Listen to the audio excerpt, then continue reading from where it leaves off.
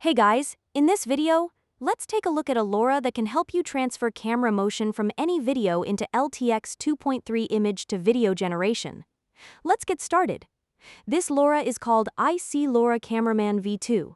The download link is available in the description. Open that link, and you will find a page like this, where we can see some examples of the Lora in action. If we scroll down, we can find further information. The developer notes that the Lora works in both T2V mode and I2V mode, but in this video I will be focusing only on I2V mode. The Lora doesn't require a specific trigger word. The developer also recommends a minimum 960 by 512 output resolution, and an image conditioning strength between 0.5 and 0.7. Regarding prompting, the developer says the Lora can work without any prompt at all, and also just try a different seed if you aren't getting proper results.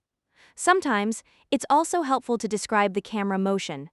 To download, scroll up and click on Files and Versions. The file we need is named as LTX 2.3 22BIC Lora Cameraman V2.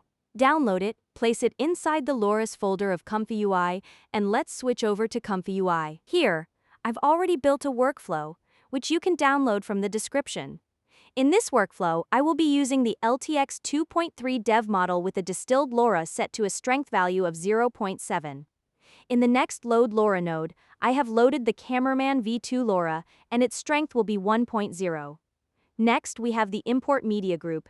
In here, use the Load Custom Audio node if you want to load custom audio. Then, we have the Load Image node for loading the image we are going to animate. Here, I've loaded an image of a castle created using the Qwen 2 model. I've already made a video on Qwen 2, which you can find on my channel. Don't forget to check it out if you're interested. Next is the Load Video node, where we load the video we are transferring the camera motion from. For this example, I've loaded a video that has camera motion partially orbiting around the subject. Then in the prompt, I wrote, "Camera orbiting around a castle." As you know, depending on your reference video, your prompt might be different. We can also use the Enhance Prompt feature. For prompt enhancement, I'll be using the Qwen 3.54B model. As a quick tip, I also use Gemma 4 sometimes. It really just depends on which one gives the better result for your specific scene. For the output resolution, I will use the recommended minimum, but you can choose a custom one. The FPS is going to be 24, and the length in my case will be 97, which generates a 4-second video. If you are using custom audio, then set this switch to true. And the image strength in LTX VIMG to video in place node will be 0.7, though you can lower it if you want more motion. Then we have these two groups, low resolution and upscale.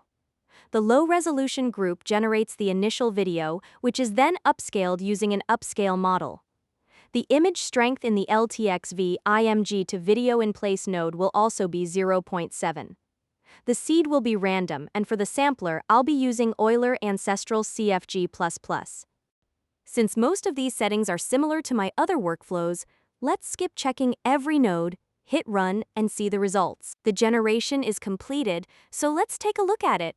As you can see here, we got a nice partial orbiting camera shot of the castle.